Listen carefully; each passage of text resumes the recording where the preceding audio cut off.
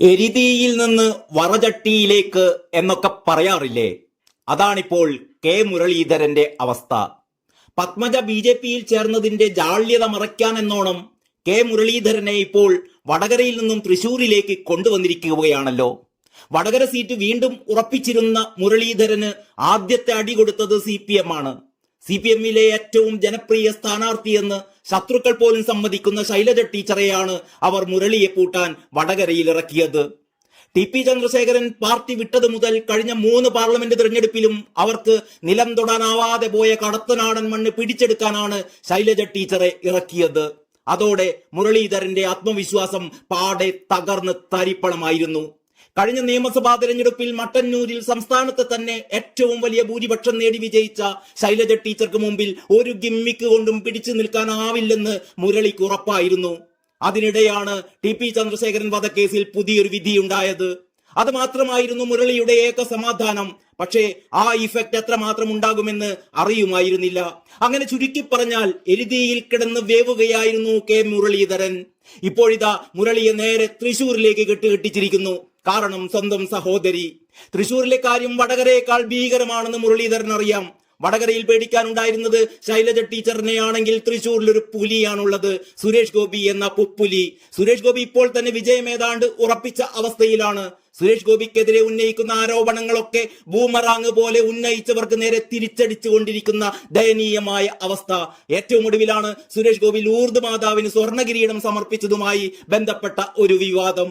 മകളുടെ കല്യാണത്തിന് അനുഗ്രഹം തേടി ലൂർദ് മാതാവിന് സ്വർണ്ണകിരീടം സമർപ്പിച്ച സുരേഷ് ഗോപിക്കെതിരെ വ്യാപകമായ വ്യാജ പ്രചരണങ്ങളാണ് ഇടത് വലത് നേതാക്കളും പ്രവർത്തകരും ഒക്കെ നടത്തിക്കൊണ്ടിരിക്കുന്നത്. വിശ്വാസത്തിന്റെ പേരിൽ അദ്ദേഹം സമർപ്പിച്ച സ്വർണ്ണ കിരീടത്തെ അപമാനിക്കുന്ന തരത്തിലേക്ക് വരെ കമ്മ്യൂണിസ്റ്റ് പാർട്ടിയും കോൺഗ്രസും പ്രചാരണങ്ങൾ അഴിച്ചുവിട്ടുകൊണ്ടിരിക്കുകയാണ് ഇപ്പോഴും. ഇതിനെതിരെ സുരേഷ് ഗോപി പറയേണ്ടത് പറഞ്ഞും കഴിഞ്ഞു. തന്റെ വിശ്വാസമാണ് ലൂർദ് മാതാവിന് കിരീടം സമർപ്പിച്ചത് എന്നും അതിന്റെ കണക്കെടുക്കാൻ ആരും വരേണ്ടെന്നുമായിരുന്നു സുരേഷ് ഗോപിയുടെ മാസ് മറുപടി.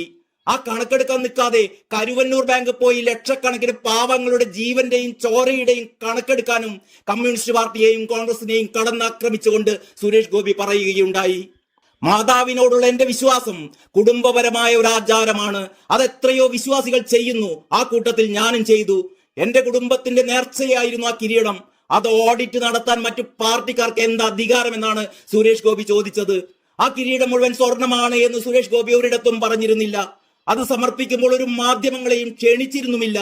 ലോകത്താദ്യമായിട്ടാവണം ഒരു വിശ്വാസി ഒരു ആരാധനാലയത്തിലേക്ക് ഒരു നേർച്ച സമർപ്പിച്ചപ്പോൾ അതിന്റെ മൂല്യവും വിലയും ഒക്കെ ഉരച്ചു നോക്കാൻ അവഹേളിക്കാൻ ആളുകൾ എത്തുന്നത്.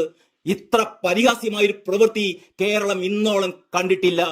നേർച്ച എന്നത് ഓരോ വ്യക്തിയുടെയും സ്വകാര്യതയാണ്. നാട്ടുകാർക്ക് അത് അന്വേഷിക്കേണ്ട ഒരു കാര്യവുമില്ല. ഞാനിതാ ഇത്ര കിലോ സ്വർണം കൊണ്ട് കിരീടം നൽകുന്നേ എന്ന് സുരേഷ് ഗോപി മൈക്ക് കേട്ടി അനൗൺസ്മെന്റ് നടത്തിയിട്ടുമില്ല. അതുപോട്ടെ, പറഞ്ഞു വരുന്നത് ഇങ്ങനെ സുരേഷ് ഗോപിക്കെതിരെ കെട്ടിപ്പൊക്കിക്കൊണ്ടുവരുന്ന അധമമായ ആരോപണങ്ങൾക്കൊക്കെ ഒരേ ഒരു കാരണമേയുള്ളൂ: എതിരാളികൾ അവരുടെ പരാജയം ഉറപ്പിച്ചു കഴിഞ്ഞു എന്ന സത്യം. ഇനി സുരേഷ് ഗോപിയെ തകർക്കാൻ ആവനാഴിയിലെ അവസാനത്തെ അസ്ത്രങ്ങൾ സ്ത്രീ പീഡനം പോലുള്ള കള്ളക്കഥകളും വ്യക്തി അധിക്ഷേപങ്ങളും മാത്രം. അതാണ് ഓരോന്നോരോന്നായെടുത്ത് ഇവർ പ്രയോഗിച്ചു കൊണ്ടിരിക്കുന്നത്. ഇപ്പോൾ കോൺഗ്രസ് ക്യാമ്പിൽ നിന്ന് ലീഡറുടെ മകൾ പത്മജ കൂടി വന്നതോടെ സുരേഷ് ഗോപിയുടെ വിജയത്തിന്റെ ഗ്രാഫ് ഉയരാൻ പോകുകയാണ്. പത്മജയ്ക്കൊപ്പം എത്ര കോൺഗ്രസുകാർ BJP-യിലേക്ക് വരും എന്നതല്ല കാര്യം. BJP എന്നാൽ എന്തോ ഒരു തൊട്ടുകൂടാൻ പറ്റാത്ത പാർട്ടിയാണ് എന്നൊരു നറേറ്റീവ് പത്മജ പൊളിച്ചടുക്കുകയാണ്. ഇവിടെ CPM-കാരും തീവ്ര ഇസ്ലാമിസ്റ്റുകളും ചേർന്ന് കാലങ്ങളായി പ്രചരിപ്പിച്ചു വരുന്നൊരു നറേറ്റീവ് ഉണ്ടല്ലോ: BJP എന്നാൽ വർഗീയ പാർട്ടിയാണ്, വർഗീയ വിഷം ചൊരിയുന്ന പാർട്ടിയാണ്, ന്യൂനപക്ഷ വിരുദ്ധ പാർട്ടിയാണ് എന്നൊക്കെ. മണിപ്പൂരിൽ 2 ഗോത്ര വിഭാഗക്കാർ തമ്മിലുണ്ടായ കലാപത്തെ പോലും BJP-യുടെ തലയിൽ കെട്ടിവെച്ച് മിടുമിടുക്കന്മാരായവരാണ് ഈ കമ്മ്യൂണിസ്റ്റുകാരും തീവ്ര ഇസ്ലാമിസ്റ്റുകളും. ആ നിലയ്ക്ക് BJP എന്ന പാർട്ടിയോടുള്ള ഐത്തം അഥവാ തൊട്ടുകൂടായ്മ എന്ന കള്ളക്കഥ പൊളിക്കാൻ പത്മജിയുടെ വരവ് ഏറെ സഹായകരമാകും എന്നുറപ്പാണ്. പിന്നെയുമുണ്ട് കാര്യങ്ങൾ. ലീഡറുടെ യഥാർത്ഥ പിന്തുടർച്ചാവകാശി പത്മജയാവേണ്ടതായിരുന്നു എന്ന് കരുണാകരന്റെ കുടുംബത്തെയും അദ്ദേഹത്തിന്റെ രാഷ്ട്രീയത്തെയും അടുത്ത് നിരീക്ഷിച്ചവർക്കൊക്കെ ബോധ്യമായ കാര്യമാണ്.